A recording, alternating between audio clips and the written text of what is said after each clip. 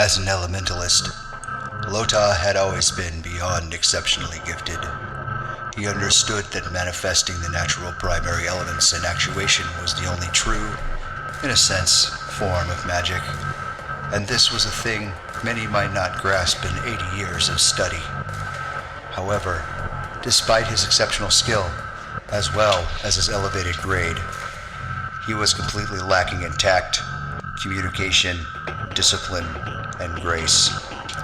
And in actuality, I would have already raised him into the next grade, Gravi, the one where a student is elevated to direct assistant to a graviton rank. An analogy to your current place in the cycle would be like a vice admiral, co-pilot, a master as opposed to a grandmaster of a school. You catch my drift. I would not be surprised if this little display of disobedience has to do with that very thing. I am certain he has been fuming about it. Indeed, it must have been, for he reiterated his initial impatient inquiry. Why do they call you the King of the Mountain? This he said at nearly a whisper this time, although it had nearly rang simultaneous with the myriad bell at the end of the class. I turned askance to the other students. Class dismissed. Although to my dismay, I saw a few of them captivated by our exchange. Oh, does something finally capture your attention, Miss Bridget? Sure it is as sunny when it shines, and rainy when it does rain. She was right back with her pompous European socialite bit. Well, Professor, I simply could not restrain when my ears picked up a stray, very interesting thing. By the time I had considered the implications, why, my feet were already moving in this direction. Damn. My heart sank a little, as this happened to be Wednesday. My schedule after last class had been wide open at that moment, and considering that I was tenured more than a little here, I would have nary a good excuse to brush them off, unless at least after office hours close. Once again I find myself injured rather than aided by keeping such a neat and perfectly attended schedule. Fine, you may stay under the acceptance of 2 conditions. She actually twirled around in a circle, amusing but distracting from the matter at hand. Name them, she stated, of course, over-enthusiastically.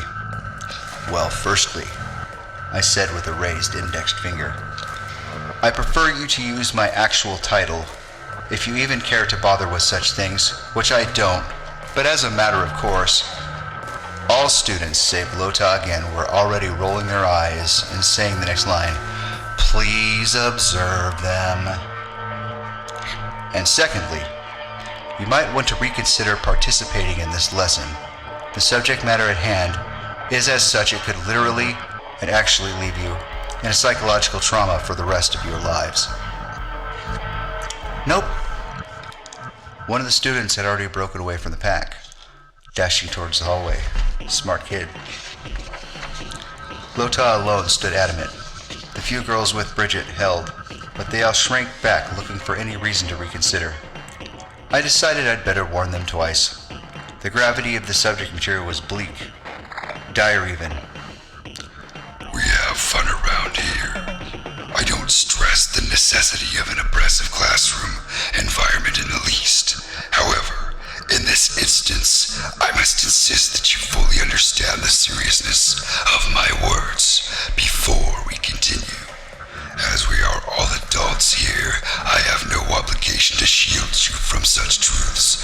As a professional courtesy, I want to stress this knowledge is not for the faint of heart or the unprepared. It can make you quite completely insane if you are not ready to understand things of this magnitude. Thankfully, Bridget's charges did not intend to die for country. They turned tail and ran without another word. Bridget herself held her place, shaking now all the more.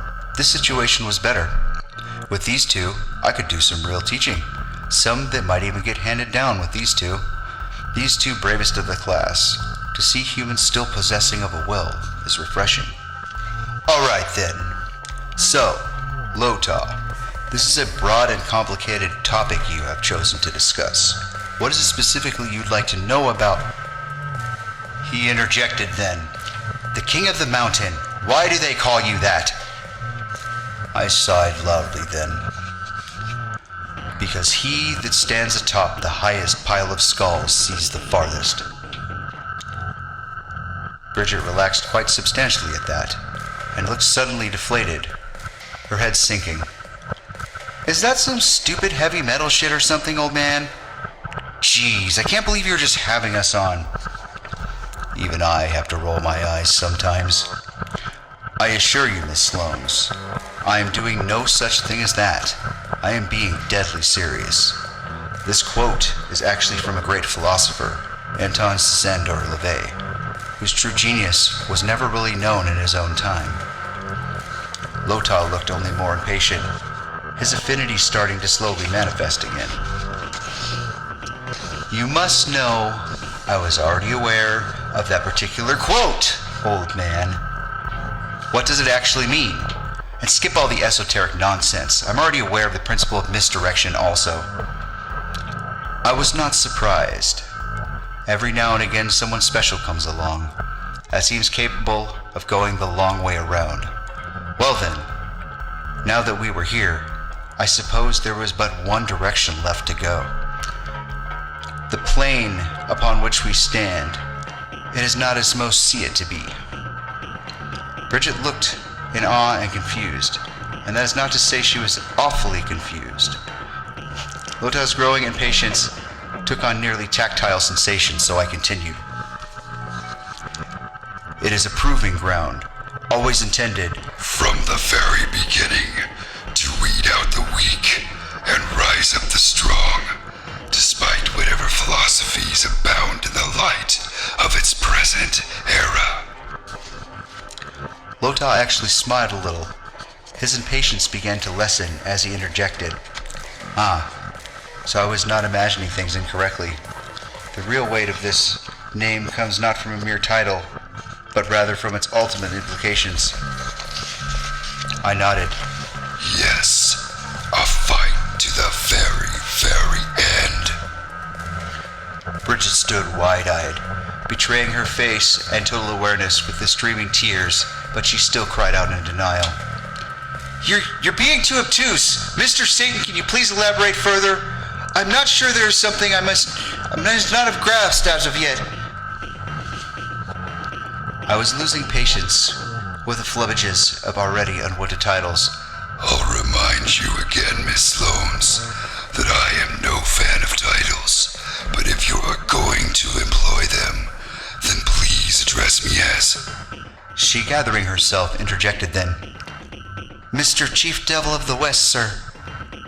To find myself actually rolling my eyes twice in one day. That will do fine, Miss Sloanes. Now may I ask, what is it that eludes you? Are you sure it is not your steadfast determination in this singular instance? She straightened and looked almost as if raising her guard.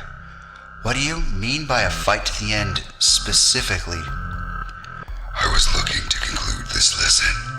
As I am not to become the vassal of my own students, and besides, at this point, there was no need to sugarcoat it any longer.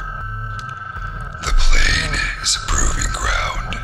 To the last man, the last living person on the plane becomes the godhead for the next epoch. The various life forms are upgraded based on the genetic data gathered from the last revolution of the Great Cycle.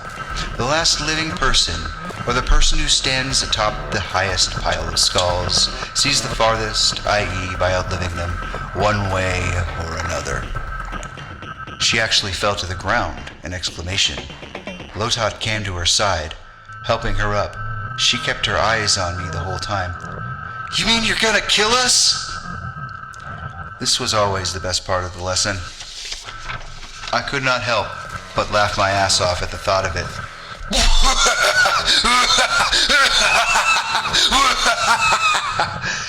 Poor girl nearly fell down again.